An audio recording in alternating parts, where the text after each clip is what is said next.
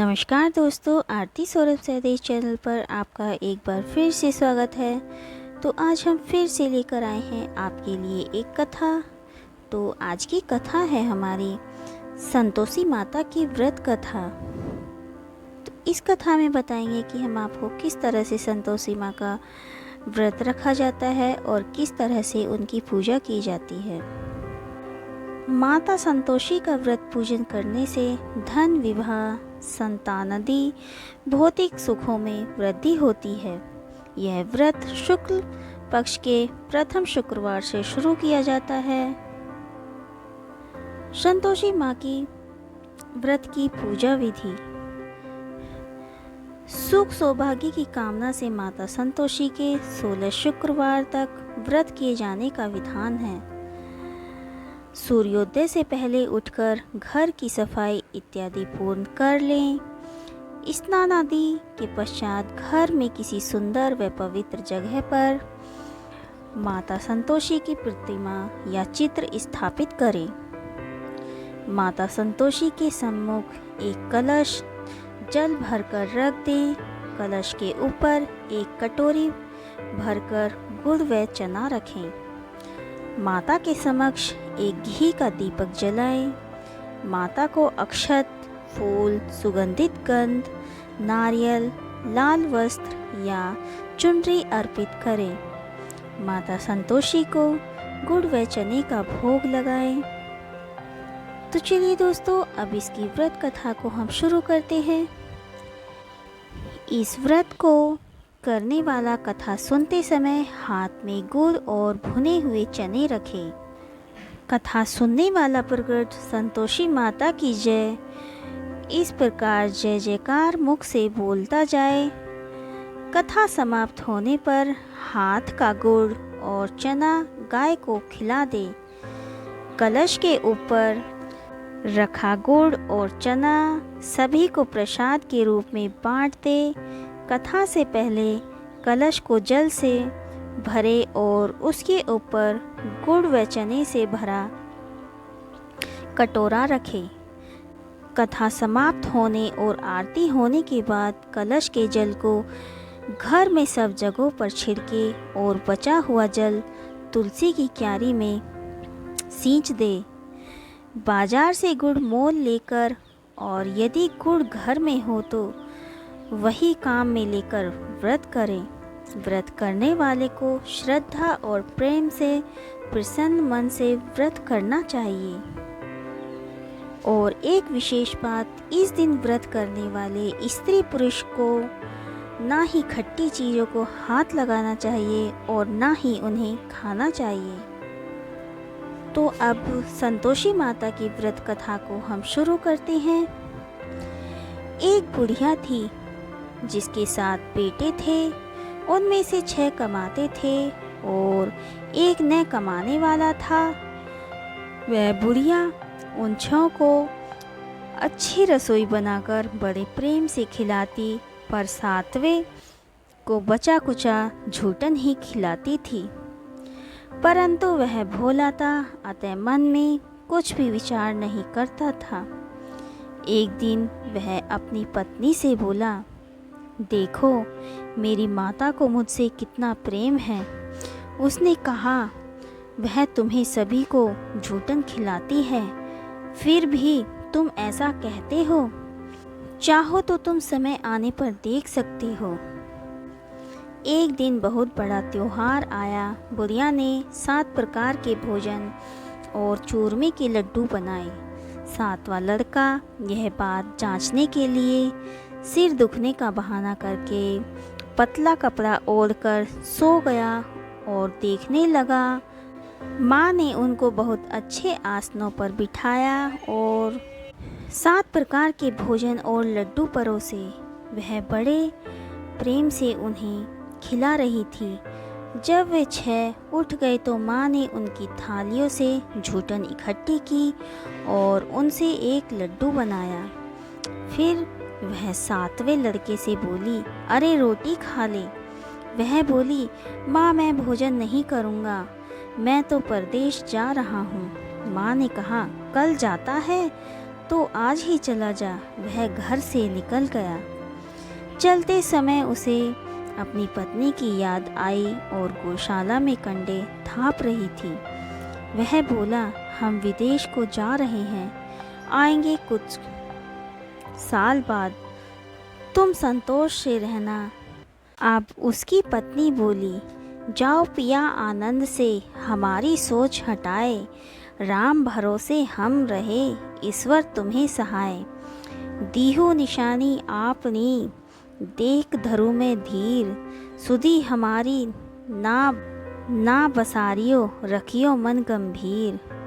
इस पर वह लड़का बोला, मेरे पास कुछ नहीं है, यह अंगूठी है, सो ले और मुझे भी अपनी कोई निशानी दे दे। वह बोली, मेरे पास क्या है, यह गोबर भरे हाथ हैं। यह कहकर उसने उसकी पीठ पर गोबर भरे हाथ की थाप मार दी। वह लड़का चल दिया। ऐसा कहते हैं, इसी कारण से विवाह में पति पत्नी की पीठ पर हाथ का छापा मारा जाता है। चलते समय वह दूर देश में पहुंचा। वह एक व्यापारी की दुकान पर जाकर बोला, भाई मुझे नौकरी पर रख लो। व्यापारी को नौकर की ज़रूरत थी, अतः बोला, तनख्वाह काम देकर देंगे, तुम रह जाओ। वह सवेरे 7 बजे से रात के 12 बजे तक नौकरी करने लगा। थोड़े ही दिनों में सारा लेन देन और हिसाब किताब करने लगा। सेठ के 7 से 8 नौकर चक्कर खाने लगे। सेठ ने उसे 2-3 महीने से आधे मुनाफे का हिस्सेदार बना दिया। 12 वर्ष में वह नामी सेठ बन गया और उसका मालिक उसके भरोसे काम छोड़कर कहीं चला गया। उधर उसकी औरत और सास और जिठानियाँ कड़ा कष्ट देने लगी। वे उसे लकड़ी लेने जंगल में भेजती, भूसे की रोटी देती, फूटे नारियल में पानी। वह बड़े कष्ट से जीवन बिताती थी। एक दिन जब वह लकड़ी लेने जा रही थी तो रास्ते में उसने कई औरतों को व्रत करते देखा। वह पूछने लगी, बहनों यह किसका व्रत है, कैसे करते हैं और इससे क्या फल मिलता है? तो एक स्त्री बोली, यह संतोषी माता का व्रत है, इसको करने से मनोवांछित फल मिलता है। इससे गरीबी, मन की चिंताएं, राज के मुकदमे, कलह, रोग नष्ट होते हैं और संतान सुख, धन, प्रसन्नता, शांति, मन पसंद वर मिले व बाहर गए हुए पति के दर्शन होते हैं। उसने उसे व्रत करने की विधि बता दी। उसने रास्ते में सारी लकड़ियां बेच दी। वह गुड़ और चना ले आई। उसने व्रत करने की तैयारी की। उसने सामने मंदिर देखा तो पूछने लगी, यह मंदिर किसका है? वह कहने लगे, यह संतोषी माता का मंदिर है। वह मंदिर में गई और माता के चरणों में लौटने लगी। वह दुखी होकर विनती करने लगी, माँ मैं अज्ञानी हूँ, मैं बहुत दुखी हूँ, मैं तुम्हारी शरण में हूँ, मेरा दुख दूर करो। माता को दया आ गई। एक शुक्रवार को उसके पति का पत्र आया और अगले शुक्रवार को पति का भेजा हुआ धन मिला। जब वो सेठ, जेठानी और सास नाक सिकोड़ कर कहने लगे, तब तो इसकी खातिर बढ़ेगी, यह बुलाने पर भी नहीं बोलेगी। वह बोली, पत्र और धन आवे तो सभी को इच्छा। उसकी आंखों में आंसू आ गए। वह मंदिर में गई और माता के चरणों में गिरकर बोली, हे माँ, मैंने तुमसे पैसा कब मांगा था? मुझे तो अपना सुहाग चाहिए। मैं तो अपने स्वामी के दर्शन और सेवा करना मांगती हूँ। तब माता ने प्रसन्न होकर, जा बेटी, तेरा पति आएगा। यह बड़ी प्रसन्नता से घर गई और घर का कामकाज करने लगी। उधर संतोषी माता ने उसके पति को स्वप्न में घर जाने और पत्नी की याद दिलाई। उसने कहा, मैं कैसे जाऊं? परदेश की बात है, लेन देन का कोई हिसाब नहीं है। माँ ने कहा, मेरी बात मान, सवेरे नहा धोकर मेरा नाम लेकर घी का दीपक जलाकर दंडवत करके दुकान पर बैठना। देखते देखते सारा लेन देन साफ हो जाएगा और धन का ढेर लग जाएगा। सवेरे उसने अपने स्वप्न की बात सभी से कही तो सब दिल लगी उड़ाने लगे। वे कहने लगे कि कहीं स्वप्न में सत्य होते हैं। पर एक बूढ़े ने कहा, भाई, जैसे माता ने कहा है वैसे करने का डर है। उसने नहा धोकर माता को दंडवत करने घी का दीपक जलाया और दुकान पर जाकर बैठ गया। थोड़ी ही देर में सारा लेन देन साफ हो गया, सारा माल बिक गया और धन का ढेर लग गया। वह प्रसन्न हुआ और घर के लिए गहने और सामान वगैरह खरीदने लगा। वह जल्दी ही घर को रवाना हो गया। उधर बेचारी उसकी पत्नी रोज़ लकड़ियाँ लेने जाती और रोज़ संतोषी माता की सेवा करती। उसने माता से पूछा, हे माँ, यह धूल कैसे उड़ रही है? माता ने कहा, तेरा पति आ रहा है। तू लकड़ियों के 3 बोझ बना ले, एक नदी के किनारे रख, एक यहाँ रख और तीसरा अपने सर पर रख ले। तेरे पति के दिल में उस लकड़ी के गट्ठे को देखकर मोह पैदा होगा। जब यहाँ वह रुक कर नाश्ता पानी करके घर जाएगा, तब तू लकड़ियाँ उठाकर घर जाना और चौक के बीच में गट्ठर डालकर जोर जोर से 3 आवाज़ लगाना, सासू जी, लकड़ियों का गट्ठा लो, भूसे की रोटी दो और नारियल के खोपटे में पानी दो। आज मेहमान कौन आया है? इसने माँ के चरण छुए और उसके कहे अनुसार सारा कार्य किया। वह तीसरा गट्ठर लेकर घर आई और चौक में डालकर कहने लगी, सासू जी, लकड़ियों का गट्ठर लो, भूसे की रोटी दो, नारियल के खोपड़े में पानी दो। आज मेहमान कौन आया है? यह सुनकर सास बाहर आकर कपट भरे वचनों से उसके दिए हुए कष्टों को भुलाने के लिए कहने लगी, बेटी, तेरा पति आया है। आ, मीठा भात और भोजन कर और गहने कपड़े पहन। अपनी माँ के ऐसे वचन सुनकर उसका पति बाहर आया और अपनी पत्नी के हाथ में अंगूठी देखकर व्याकुल हो उठा। उसने पूछा, यह कौन है? माँ ने कहा, यह तेरी पत्नी है। आज 12 वर्ष हो गए। यह दिन भर घूमती फिरती है, काम काज करती नहीं है, तुझे देखकर नखरे करती है। वह बोला, ठीक है, मैंने तुझे और इसे देख लिया है। अब मुझे दूसरे घर की चाबी दे दो, मैं उसमें रहूँगा। माँ ने कहा, ठीक है, जैसी तेरी मर्जी। और उसने चाबियों का गुच्छा पटक दिया। उसने सारा सामान तीसरी मंजिल के ऊपर के कमरे में रख दिया। एक ही दिन में वे राजा का सामान ठाट बाट वाले घर बन गए। इतने में अगला शुक्रवार आया। बहू ने अपनी पति से कहा, मुझे संतोषी माता के व्रत का उद्यापन करना है। वह बोला, बहुत अच्छी खुशी से कर ले। जल्दी ही उद्यापन की तैयारी करने लगे। उसने जेठ के लड़के को जीमने के लिए कहा। उन्होंने मान लिया। पीछे से जिठानियों ने अपने बच्चों को यह कहा कि तुम खटाई मांगना, जिससे उसका उद्यापन पूरा न हो पाए। लड़कों ने जीम कर खटाई मांगी। बहू कहने लगी, भाई, खटाई किसी प्रसाद को नहीं दी जाएगी, यह तो संतोषी माता का प्रसाद है। लड़के खड़े हो गए और बोले, पैसा लाओ। वह भोली कुछ न समझ सकी उनका क्या भेद है। उसने पैसे दे दिए और वे इमली की खटाई मांगकर खाने लगे।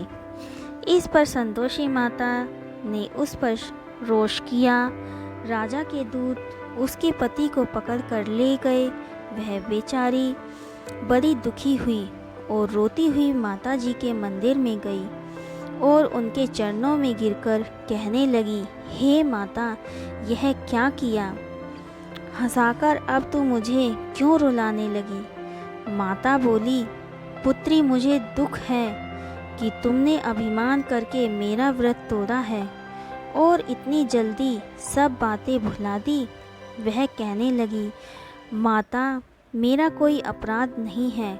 मुझे तो लड़कों ने भूल में दल दिया। मैंने भूल से ही उन्हें पैसे दे दिए। माँ, मुझे क्षमा करो, मैं दोबारा तुम्हारा उद्यापन करूँगी। माता बोली, जा, तेरा पति रास्ते में आता हुआ ही मिलेगा। उसे रास्ते में उसका पति मिला। उसके पूछने पर वह बोला, राजा ने मुझे बुलाया था, मैं उससे मिलने गया था। वे फिर घर चले गए। कुछ ही दिनों बाद फिर शुक्रवार आया। वह दोबारा पति की आज्ञा से उद्यापन करने लगी। उसने फिर जेठ के लड़कों को बुलवा दिया। जेठानियों ने फिर वही बात सिखा दी। लड़के भोजन की बात पर फिर खटाई मांगने लगे। उसने कहा, खटाई कुछ भी नहीं मिलेगी, आना हो तो आओ। यह कहकर वह ब्राह्मणों के लड़कों को लाकर भोजन कराने लगी। यथाशक्ति उसने उन्हें दक्षिणा दी। संतोषी माता उन पर बड़ी प्रसन्न हुई। माता की कृपा से 9वें मास में उसके एक चंद्रमा समान सुंदर पुत्र हुआ। अपने पुत्र को लेकर वह रोजाना मंदिर जाने लगी। एक दिन संतोषी माता ने सोचा कि यह रोज यहाँ आती है, आज मैं इसके घर चलूं, इसका सासरा देखूं। यह सोचकर उसने एक भयानक रूप बनाया। गुड़ व चने से सना मुख, ऊपर और सूंड के समान होठ, जिन पर मक्खियाँ भिनभिना रही थीं। इसी सूरत में वह उसके घर गई। दहली में पांव रखते ही उसकी सास बोली, देखो, कोई डाकिन आ रही है, इसे भगाओ, नहीं तो किसी को खा जाएगी। लड़के भागकर खिड़की बंद करने लगे। 7वें लड़के की बहू खिड़की से देख रही थी। वह वहीं से चिल्लाने लगी, आज मेरी माता मेरे घर आई है। यह कहकर उसने बच्चे को दूध पीने से हटाया। इतने में सास बोली, पगली, किसे देखकर उतावली हुई है, बच्चे को पटक दिया। इतने में संतोषी माता के प्रताप से वहाँ लड़के ही लड़के नजर आने लगे। बहू बोली, सासू जी, मैं जिसका व्रत करती हूँ, यह वो ही संतोषी माता है। यह कहकर उसने सारी खिड़कियां खोल दी। सबने संतोषी माता के चरण पकड़ लिए और विनती कर कहने लगी, हे माता, हम मूर्ख हैं, अज्ञानी हैं, पापिन हैं। तुम्हारे व्रत की विधि हम नहीं जानती। तुम्हारा व्रत भंग कर हमने बहुत बड़ा अपराध किया है। हे जगत माता, आप हमारा अपराध क्षमा करो। इस पर माता उन पर प्रसन्न हुई और बहू को जैसा फल दिया वैसा माता को दिया।